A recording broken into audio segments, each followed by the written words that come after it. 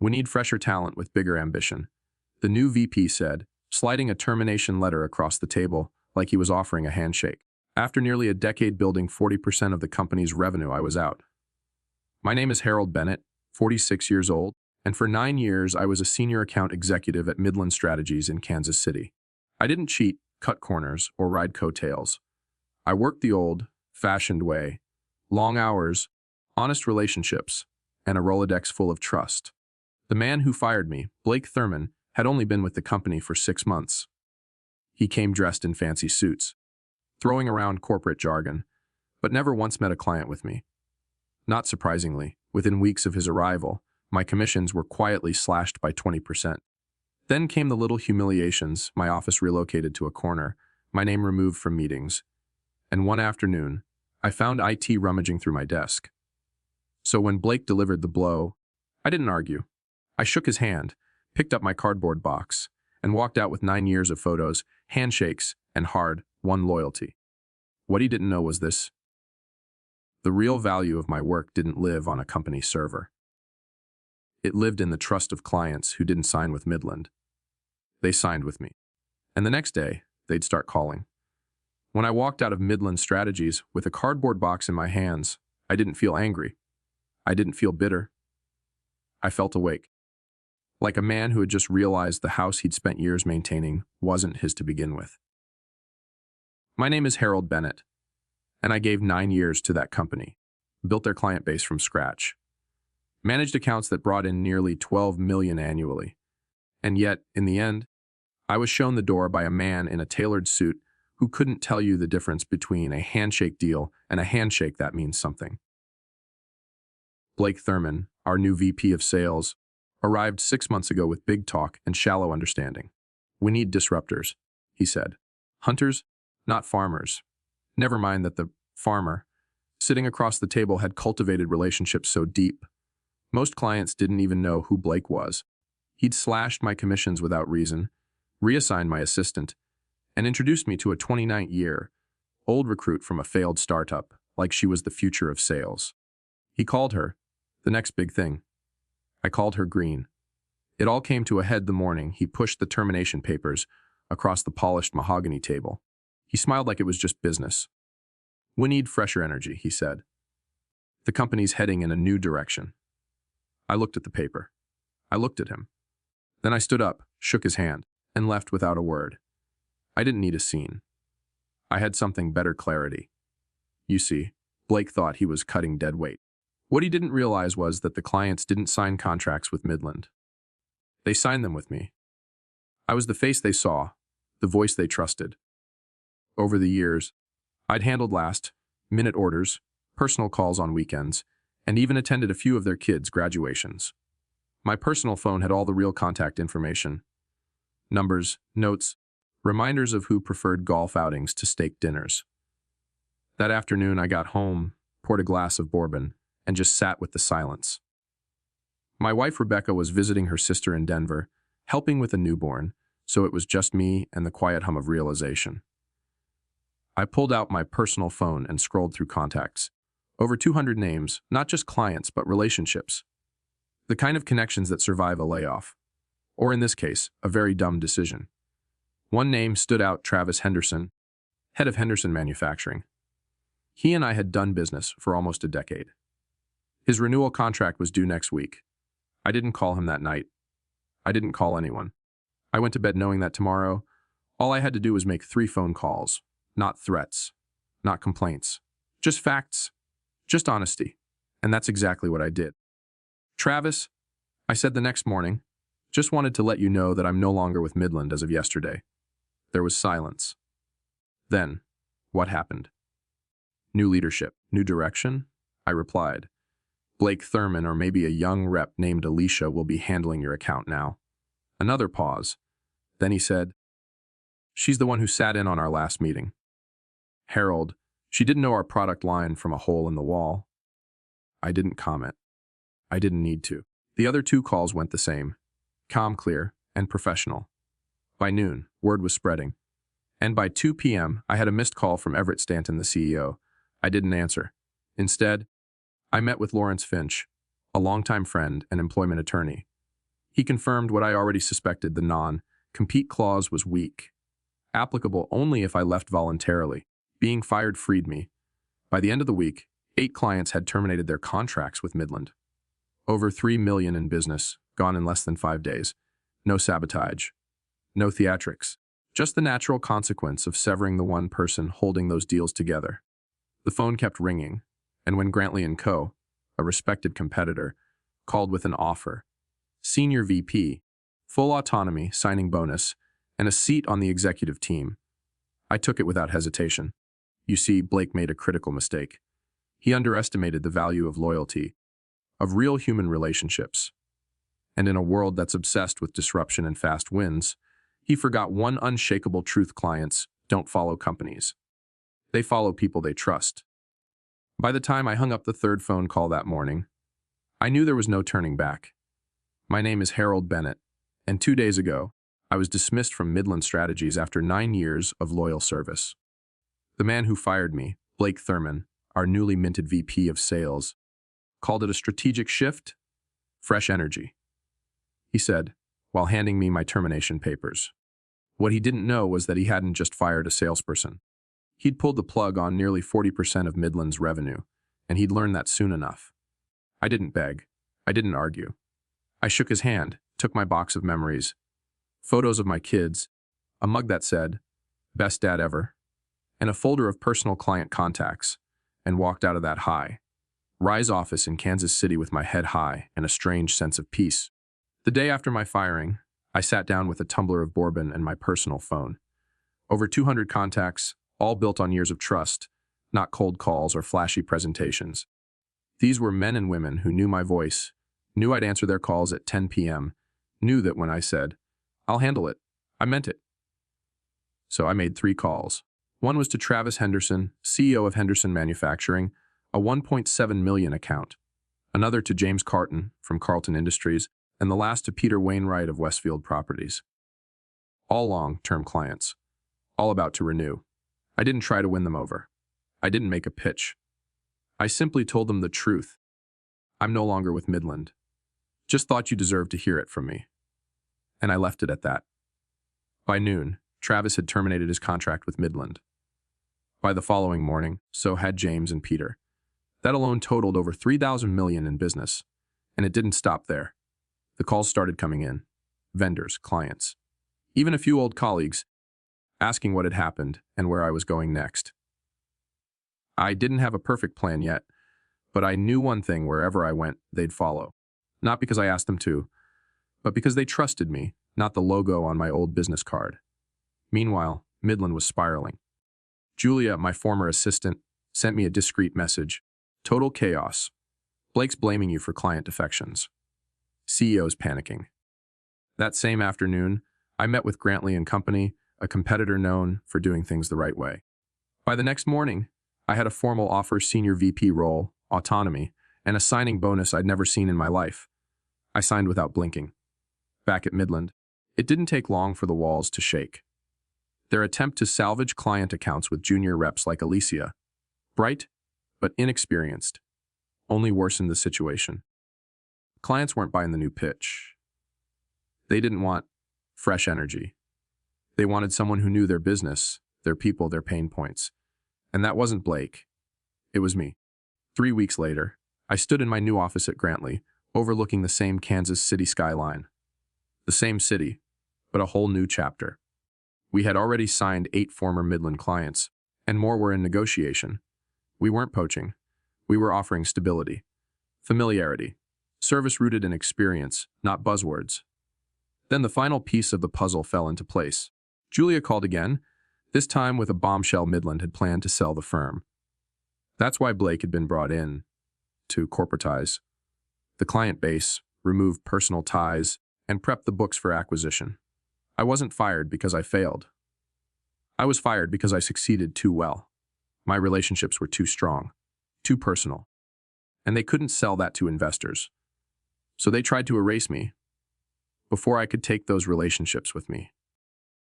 But they underestimated one thing: trust can't be transferred. It's earned.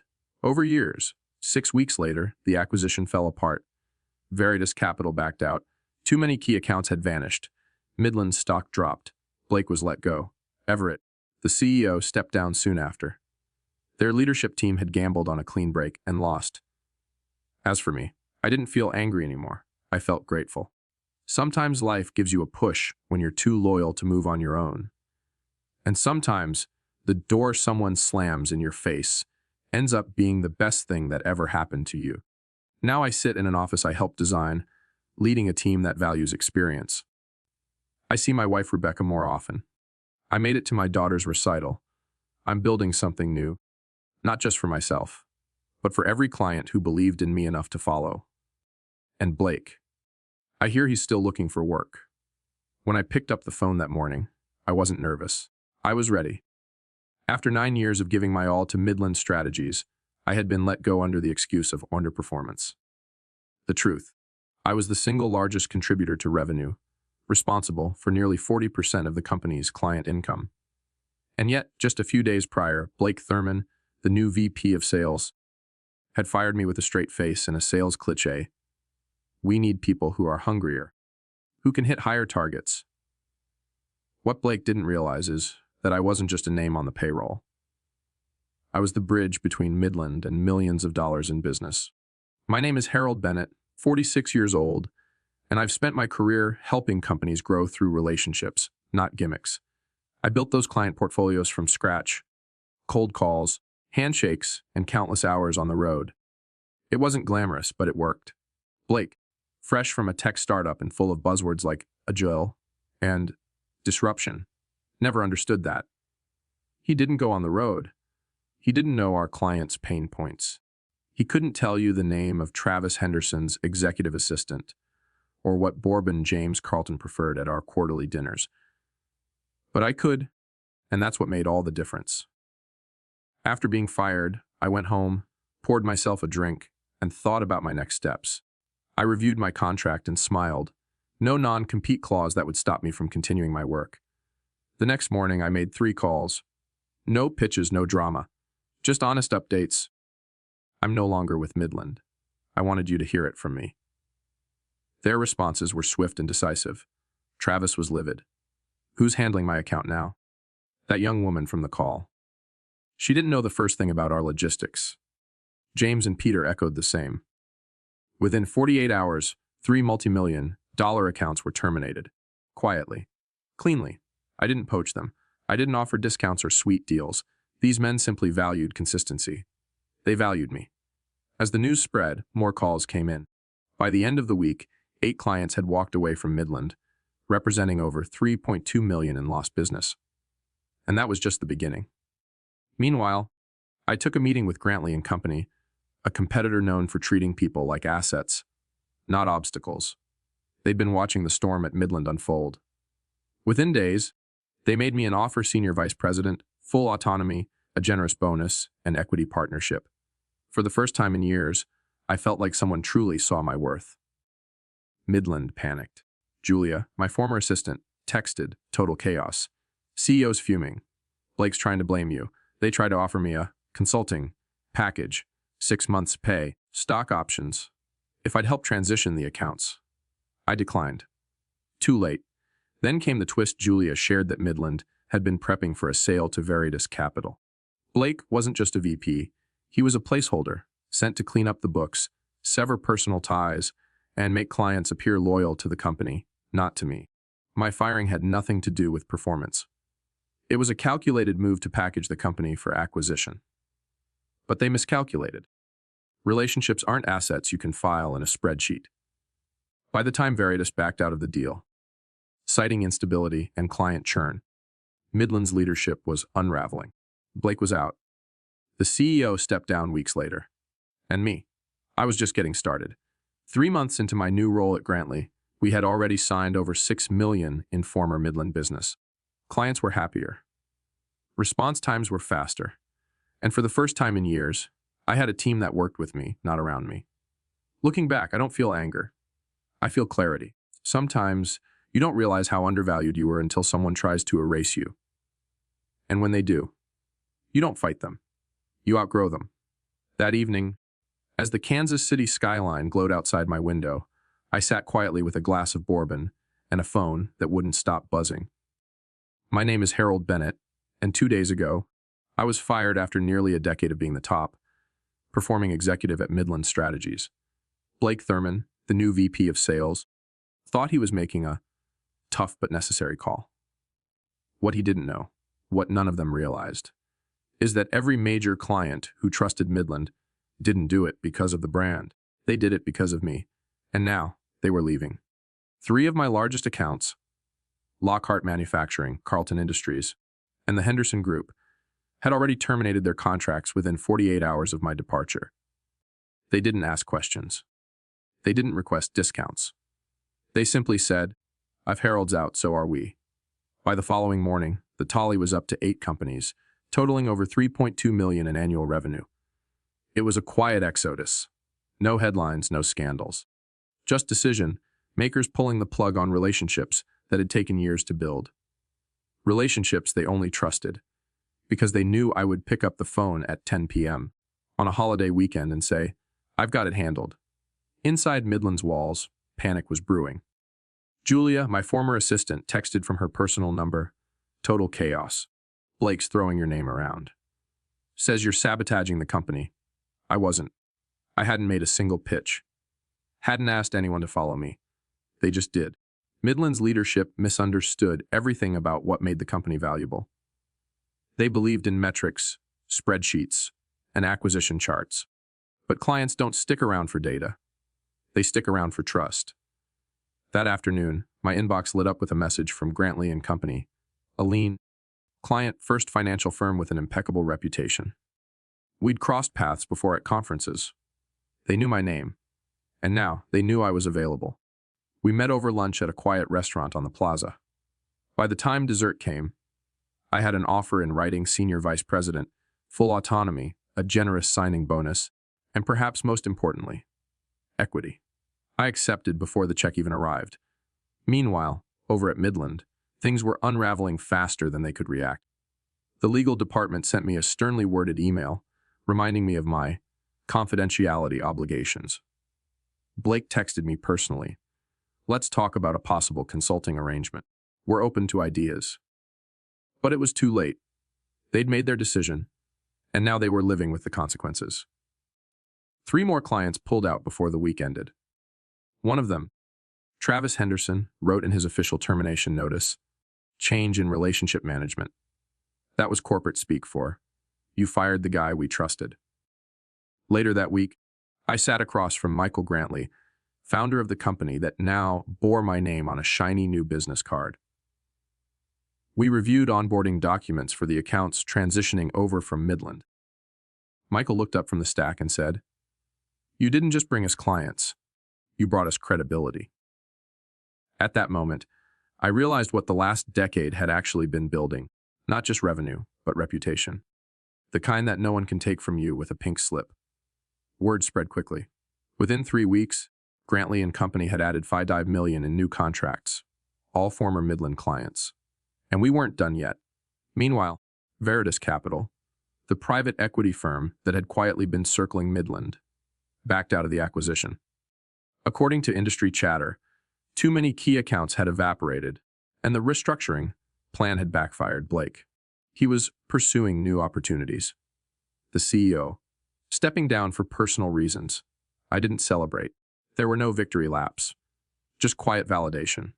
You see, when you treat trust like a transaction, you lose the soul of your business.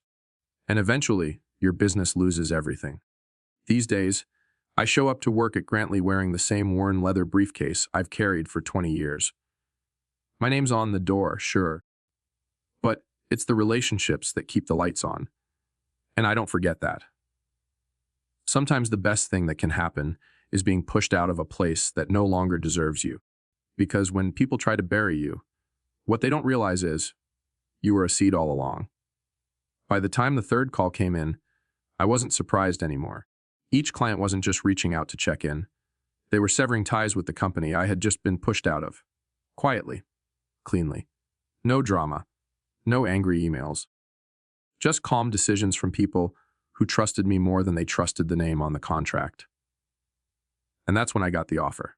Blake Thurman, The same man who fired me 2 weeks ago had the nerve to send an email. Would like to offer you a 6-month full pay consulting arrangement to help transition your accounts. Let's work together to keep things stable. Stable.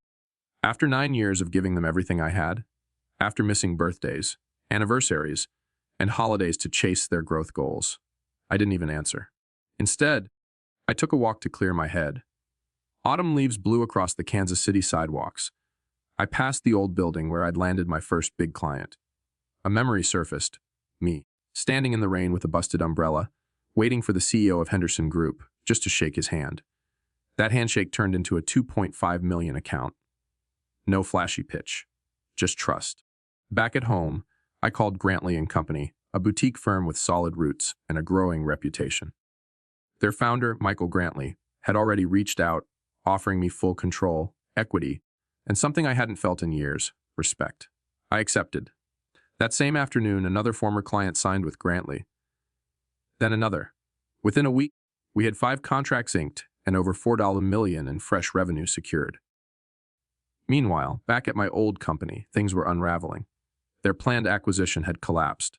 Clients were walking. The board was in turmoil. Blake, gone. And I didn't lift a finger to cause it. I just did what I'd always done, kept my promises, honored my relationships, and treated people like more than numbers in a quarterly report. Sometimes life pushes you out of a place not to punish you, but to free you. It hurts when you're replaced, especially after years of loyalty. But here's the truth. When you build trust, you take that value with you wherever you go. No one can take away the relationships you've built with honesty, consistency, and heart. If you've ever felt discarded after giving your all, remember, you're not starting over. You're starting fresh with wisdom. Have you ever been pushed out of a place that didn't see your worth, only to discover something better was waiting? Share your story in the comments below. Your journey might inspire someone who needs it right now. If this story moved you, hit that like button, subscribe for more powerful life lessons, and ring the bell so you never miss a new story. Let's keep building a community where loyalty, experience, and heart still matter. You're not alone, and your story's not over.